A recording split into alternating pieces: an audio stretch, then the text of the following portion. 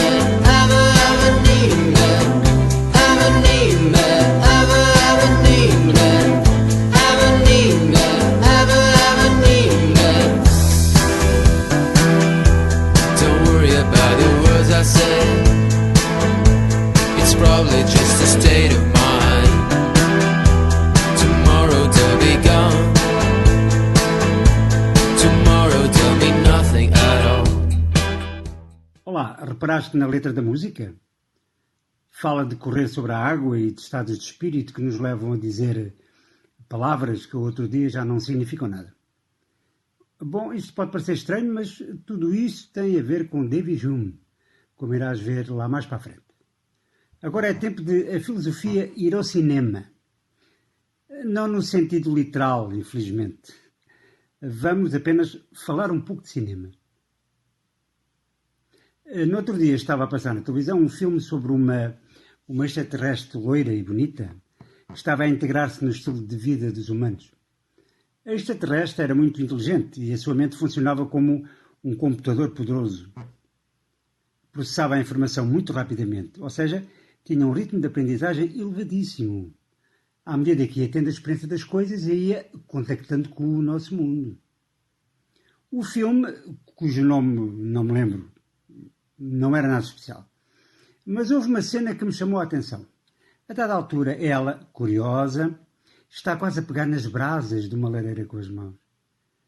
Para o espectador, esta cena é um pouco arrepiante, porque sabemos que o que lhe aconteceria às mãos, se o fizesse. Mas ela comporta-se como um bebê, a quem os pais têm de dar proteção para não se queimar na lareira. O que é que existe de comum entre a extraterrestre e um bebê? Claro, é isso. Ambos desconhecem inúmeros perigos que existem à sua volta, porque estão a viver as situações pela primeira vez. Se David Hume ressuscitasse, coisa em que ele não acreditava de resto, se ele ressuscitasse, dizia, e visse esse filme, encontraria nele exemplos favoráveis às suas teses filosóficas? Não responda já. Vai pensando que daqui a pouco falamos disso. Agora quero explicar o óleo filosófico do episódio anterior. Olha, a frase errada era esta. A tese principal de Hume é a seguinte: todo o conhecimento tem origem e é justificado pela experiência dos sentidos. Mais à frente eu refuto esta afirmação ao dizer o seguinte a propósito das relações de ideias.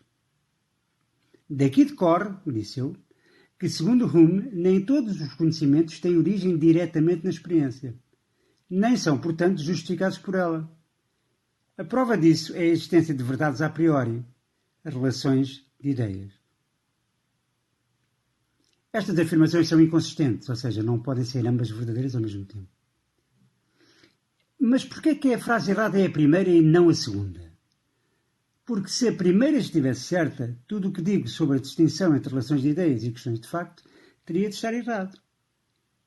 Hume afirma que as relações de ideias são verdades a priori, que não precisam da experiência dos sentidos como justificação, porque se justificam pela análise dos conceitos, através do pensamento. De resto, eu realço isso com vários exemplos. O dos morangos desaparecidos, os marcianos e os zebrus. Ainda que não existam, as proposições que dei como exemplo são necessariamente verdadeiras. Logo, há verdades a priori, cuja justificação não depende da experiência, o que torna a primeira afirmação errada. Depois do que já vimos do empirismo de David Hume, é fácil perceber este wally filosófico.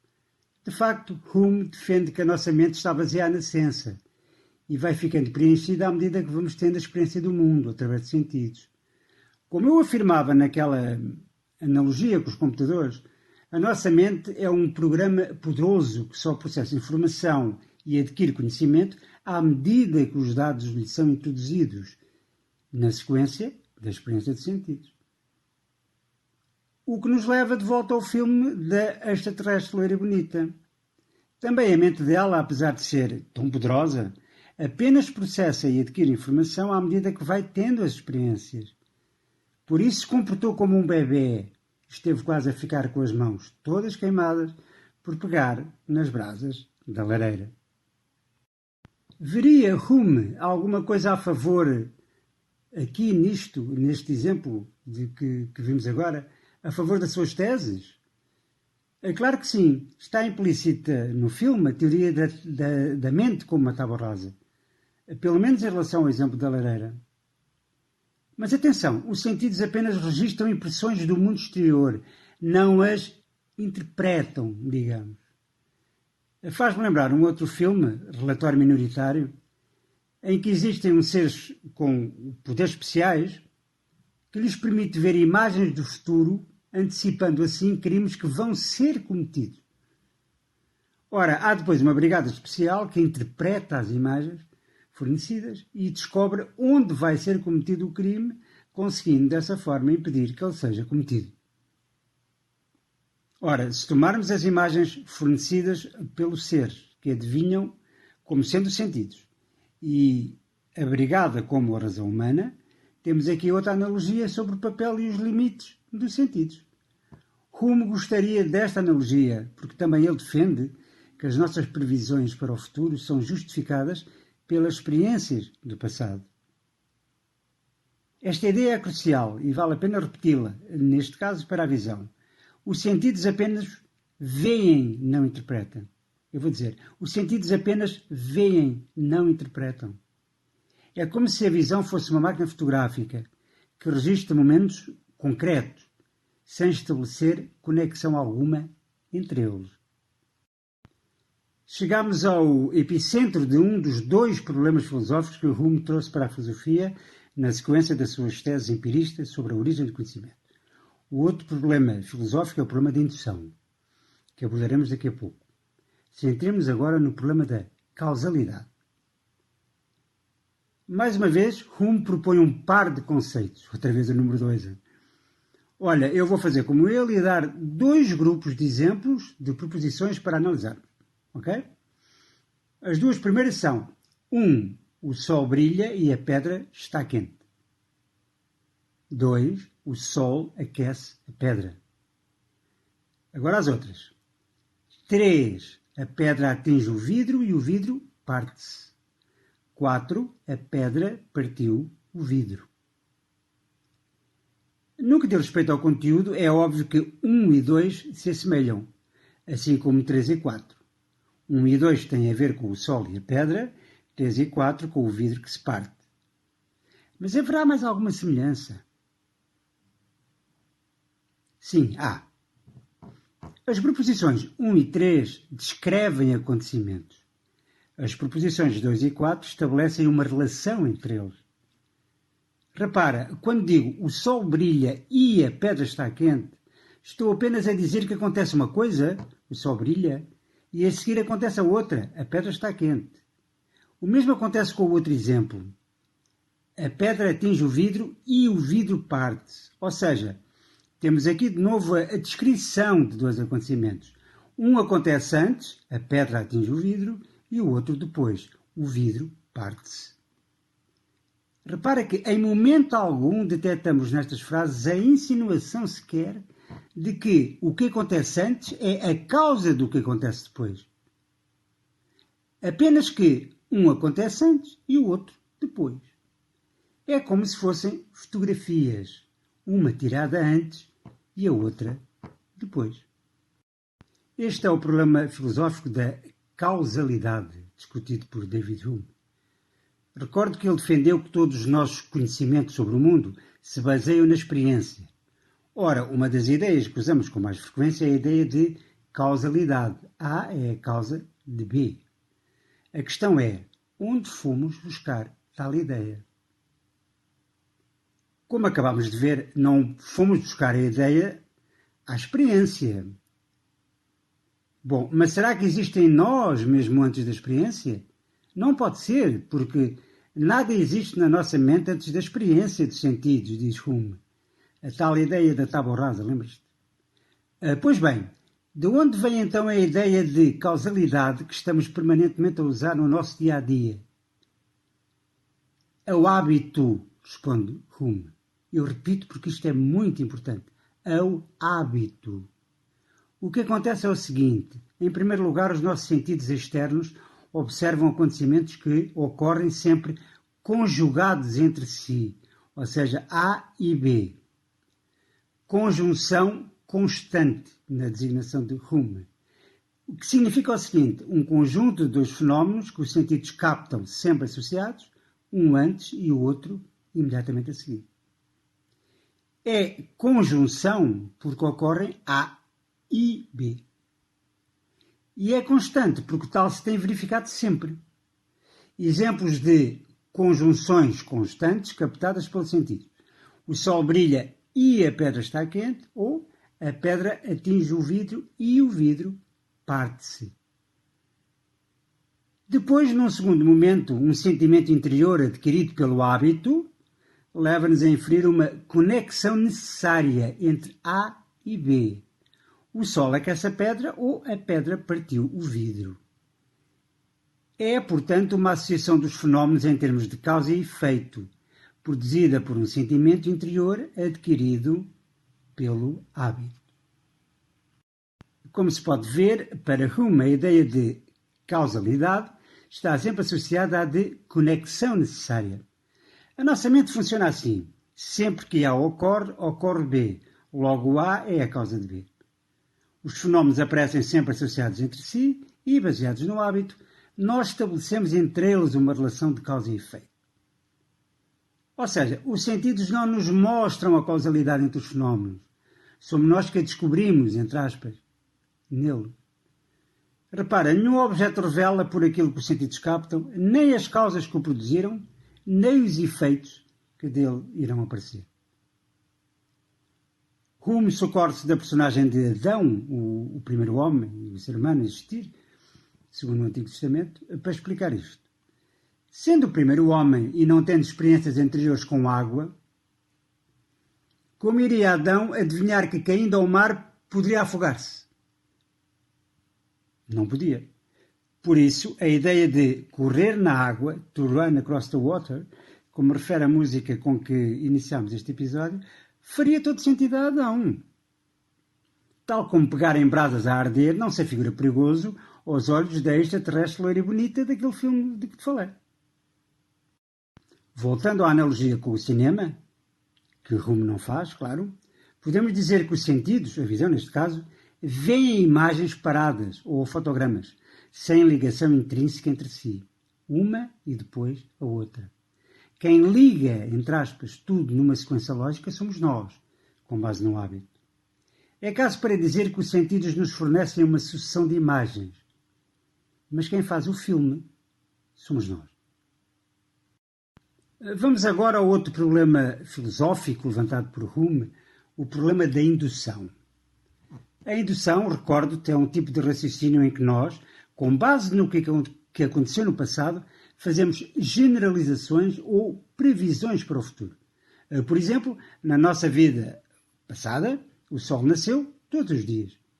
Então generalizamos, o Sol nasce todos os dias. Estamos a generalizar. Partimos da nossa própria experiência, e mesmo não tendo vivido desde sempre, claro, dizemos que o Sol nasce todos os dias. Mas a indução serve também para fazermos previsões. Com base na tal experiência do passado, podemos fazer a previsão: o Sol vai nascer amanhã. Vamos centrar-nos neste último exemplo, da previsão indutiva. Repara, o argumento tem uma premissa e uma conclusão. A premissa é: o Sol sempre tem nascido até agora. E a conclusão é, logo, o sol vai nascer amanhã. A primeira proposição é verdadeira. Agora repara, como passamos dessa proposição à segunda, à conclusão? Através de uma proposição intermédia que está subentendida. Se reparares bem, o argumento só funciona com mais esta premissa, que não está lá, que é esta. O futuro será sempre igual ao passado. Foi isso que Hume descobriu.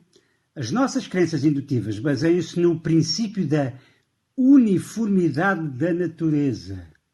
Isto é, a ideia de que a natureza se comporta sempre do mesmo modo. A questão que ele coloca é esta.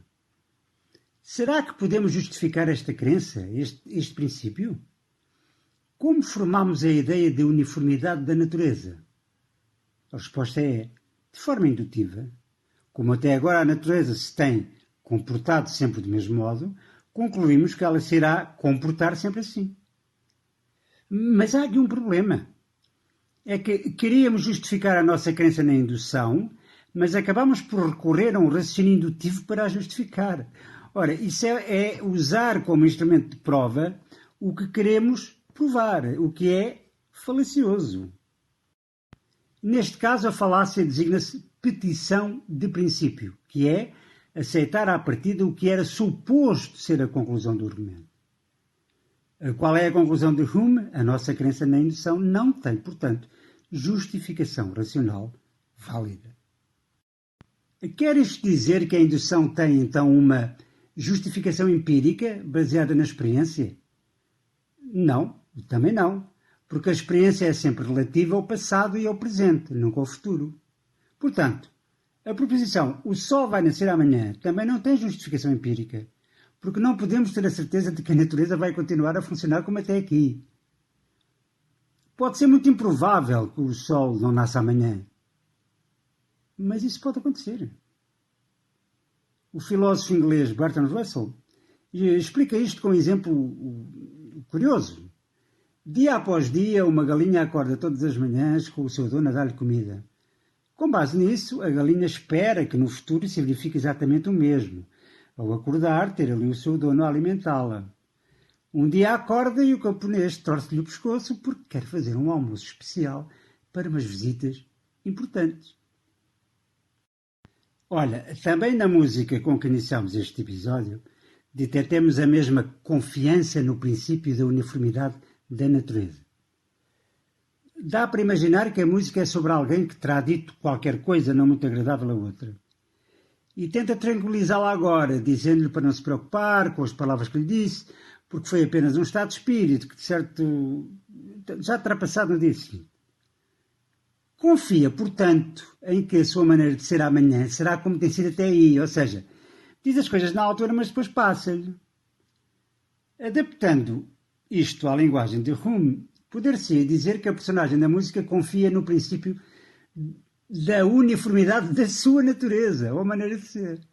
No passado dizia as coisas e o outro dia já não era nada. Portanto, amanhã vai ser exatamente igual.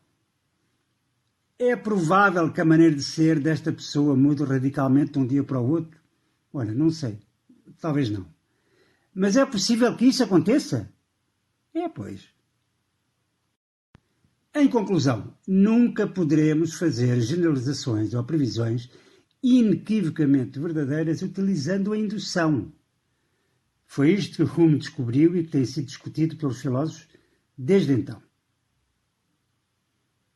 Já sabes que na filosofia as teorias estão sempre sujeitas ao contraditório. O caso de Hume não é exceção. Vou apresentar-te 3 objeções às suas teorias. 2 de outros filósofos e uma que ele próprio coloca a si mesmo. Sim, ouvi-se bem. Ele colocou uma objeção a si próprio. Mas olha, não é uma coisa assim tão rara na história da filosofia. Platão escrevia os seus livros em diálogo, em que apresentava Sócrates a defender o seu ponto de vista, e um outro filósofo a tentar refutá-lo. Curiosamente, os títulos das obras eram muitas vezes os nomes dos seus adversários filosóficos nesse diálogo. Descartes, de quem já falámos, trocava correspondência com vários espíritos cultos da época, em estimulantes debates filosóficos. Como vês, a exposição ao contraditório e à crítica é uma característica da filosofia desde sempre. E se calhar é por isso que a filosofia é tão incómoda para os ditadores, que detestam e tentam sufocar as vozes daqueles que têm mente aberta e pensam pela sua própria cabeça. Comecemos pela objeção do próprio Hume. Ficou conhecida como objeção do azul desconhecido e pode ser resumida assim. Imagina que uma pessoa, durante a sua vida, se familiarizou com cores de todos os tipos, à exceção de um determinado matiz de azul, porque nunca se deparou com esse tipo de azul, que para ela se mantém, portanto, desconhecido. Agora, admitamos que se colocam todos os diferentes matizes de azul perante essa pessoa, com exceção do azul desconhecido, organizados do mais escuro para o mais claro. É claro que a pessoa repara que falta ali um tipo de azul. A pergunta que Hume faz é esta: seria possível a essa pessoa chegar à ideia desse azul desconhecido apenas pela imaginação, sem nunca ter tido a impressão externa dessa cor? Agora ouve bem. Seria expectável que Hume respondesse que a pessoa do exemplo nunca poderá chegar à ideia desse azul que lhe é desconhecido, porque nunca viu um objeto com essa cor. O interessante é que Hume admite que, neste caso, seria possível chegar à ideia do azul desconhecido apenas pela imaginação. Comparando a gradação dos diferentes matizes de azul, é possível chegar, deste modo, ao azul desconhecido em falta na sequência apresentada. O problema é que, ao admitir isso, Hume está a contradizer-se. Ele próprio reconhece que isso pode servir como prova de que as ideias nem sempre são derivadas das impressões correspondentes, como ele sempre defendeu. Ou seja, ao levantar esta objeção, David Hume está a colocar-se a si mesmo em maus lençóis. Ele apercebe-se disso, naturalmente. Mas diz que se trata de um exemplo tão singular que não se justifica atribuir-lhe grande importância. Nem, tampouco, abandonar por causa dele a sua teoria em geral. Olha, seja como for, a objeção põe em causa o princípio da cópia. Disso não há dúvida. As duas objeções que faltam têm ambas a ver com o problema da indução. Curiosamente, uma delas critica Hume por desvalorizar a indução, enquanto a outra o critica por a valorizar excessivamente, apesar das críticas que lhe faz. Ou seja, uma objeção tenta salvar a indução, a outra acusa Hume de a querer salvar. Vamos à primeira, que é a seguinte. Hume é demasiado duro com a indução, uma vez que, apesar das limitações, ainda é a melhor forma de fazer previsões de que dispomos. Segundo esta objeção, embora não possamos ter confiança absoluta nas nossas previsões feitas com base no passado, podemos sempre dizer que é muito provável que sejam verdadeiras. Por exemplo, não podemos dizer com toda a certeza que o sol vai nascer amanhã, mas podemos dizer que é altissimamente provável que isso aconteça. Poder-se-ia chamar a esta objeção probabilismo. Mas esta objeção tem o mesmo problema de que falámos há pouco, a falácia da petição de princípio. Em que é que nos baseamos para afirmar que é muito provável que o sol nasça amanhã? Na frequência com que isso aconteceu no passado, certo? Então voltamos ao mesmo. Além do mais, Hume acaba por aceitar a indução, embora defenda que não temos como justificá-la, nem racional, nem empiricamente. E isso leva-nos à segunda objeção apresentada por um importante filósofo da ciência do século XX, o austríaco Karl Popper. Ele começa por concordar com a crítica de Hume, segundo a qual não é possível justificar racionalmente a indução.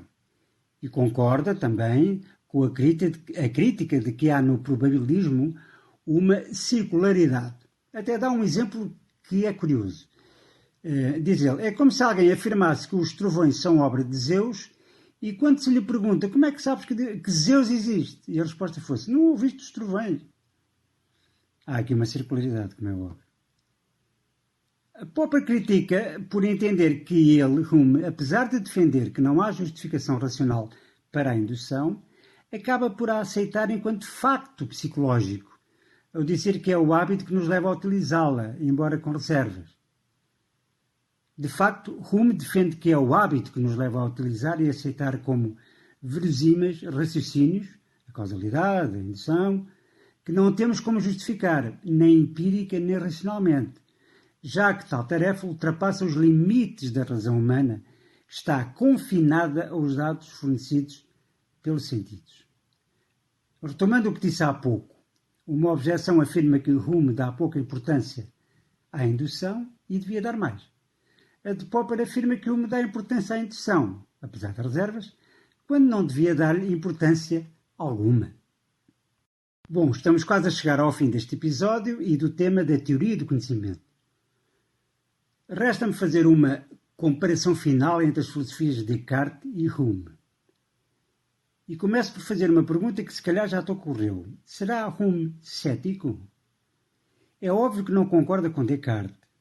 Será que isso faz dele um filósofo cético? Olha, a resposta é sim. Hume é cético. Mas não um cético radical, que utilize permanentemente a dúvida. Hume aceita dos céticos a ideia de que existem crenças que utilizamos regularmente que não podem ser justificadas, como a ideia de causalidade ou as inferências indutivas. Mesmo a ideia de mundo, como o conjunto de seres e fenómenos que nos rodeiam, não pode ser justificada, diz ele. É que ninguém tem acesso ao mundo como um todo, através de sentidos. Portanto, quando falamos de mundo, fazemos uma generalização a partir das nossas próprias experiências. Em rigor, talvez devêssemos dizer o meu mundo. Pensa bem, como é que temos a certeza de que o candeeiro do nosso quarto continua a existir quando não o percepcionamos? Quando não estamos a olhar para ele? Vendo bem, o que nós sabemos que temos são percepções na nossa mente dessa entidade que é o candeeiro. Mas e o candeeiro em si? Existe quando não o estamos a percepcionar? Hume diz que não sabemos. Mas Hume também acrescenta que o ceticismo radical, duvidar permanentemente acerca de tudo, tornaria a vida impossível. Repare, se questionássemos tudo, desde o acordar até o deitar, a vida ficaria paralisada. Imagina, levantas-te e perguntas, tenho mesmo aulas ou estou a sonhar? Decides ir tomar duche. Como é que sabes realmente o que acontece quando abres a torneira? Sai água, dizes tu. Bom, se estiveres a sonhar, podem acontecer, entre aspas, coisas estranhas. Sair Coca-Cola ou cerveja, por exemplo. Ou um líquido dourado com sabor a chocolate e caramelo. Ou avermelhado com sabor a morango e chantilly. Bom, tantas dúvidas logo de manhã e ainda tens de te vestir. Já agora, tens mesmo roupa a tapar o corpo ou estás a sonhar e corres o risco de ir para a escola todo nu? Mas, vendo bem, a que escola? Estás a sonhar, não vais mesmo à escola. Bom, mas também pode acontecer que estejas realmente acordado, a pensar que estás a sonhar. E aí, a embaraçosa possibilidade de ires para a escola todo nu, pensando que está vestido, já se coloca de novo. Bom, percebes a ideia, certo? Ninguém conseguiria fazer uma vida normal e ser ao mesmo tempo um cético radical. Hume afirma mesmo, os argumentos céticos são imbatíveis na sala de aula, mas na vida real ninguém conseguiria viver assim. Em alternativa ao ceticismo radical, Hume propõe um ceticismo moderado, que também se diz ceticismo mitigado, é o mesmo.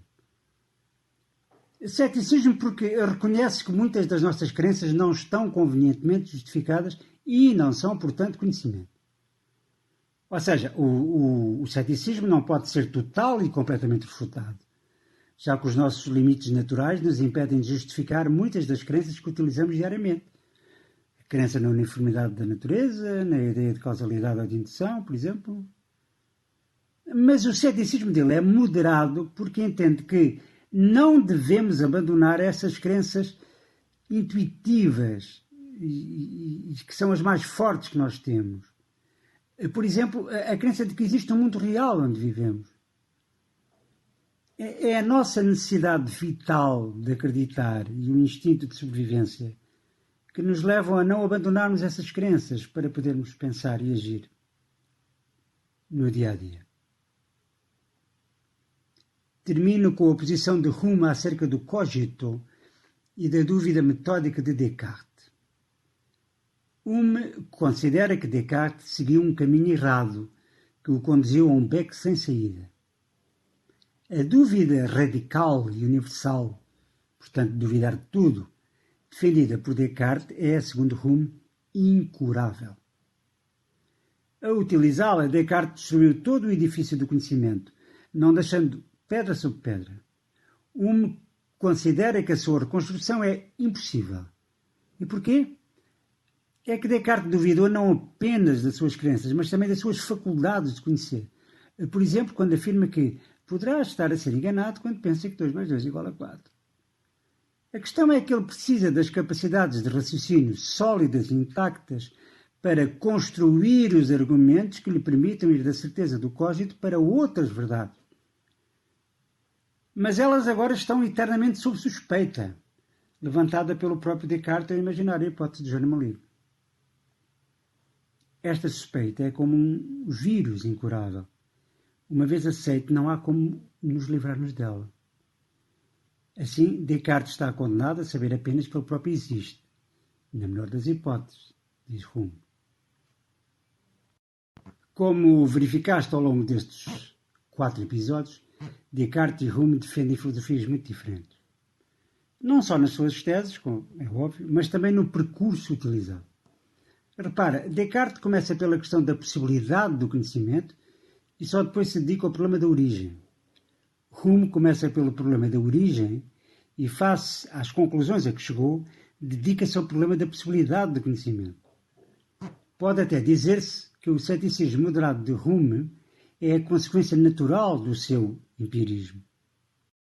Bom, estamos mesmo no fim de uma jornada de 4 episódios sobre a teoria do conhecimento. Começámos pelos céticos, a quem devemos, atenção, o alerta sobre os excessos de confiança na razão. Vimos como Descartes e Hume abordam os problemas da possibilidade e da origem do conhecimento. E terminamos com o regresso à questão dos limites do conhecimento humano.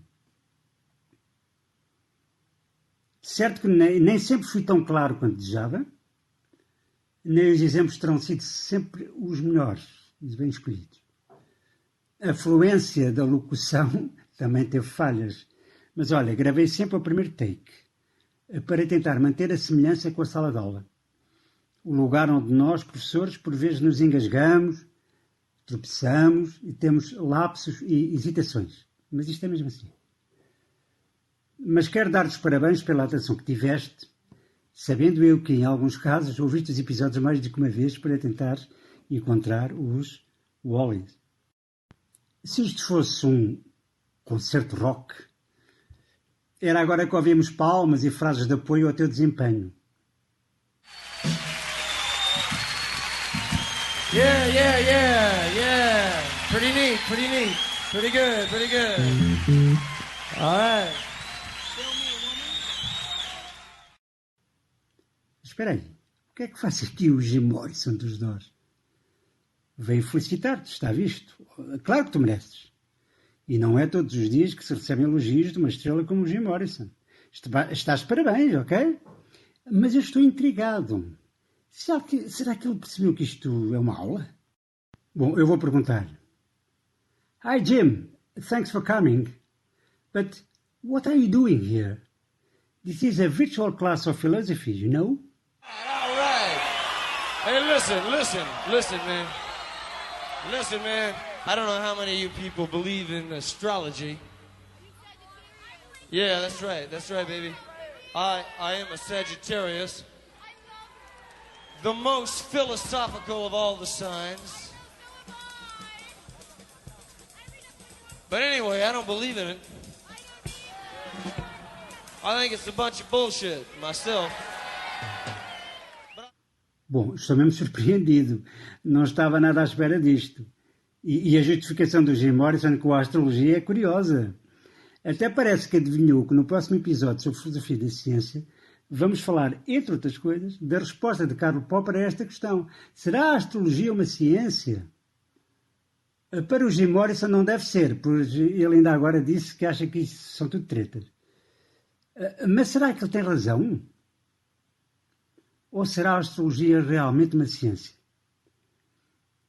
Olha, vai pensando nisso, ok? Tchau e até amanhã. Para, escuta e pensa. Ideia original, argumento e locução, Carlos Café. Edição áudio, Maria Miguel Café. Música, Across the Water, Ex-Wife. Visitante inesperado, Jim Morrison, The Doors.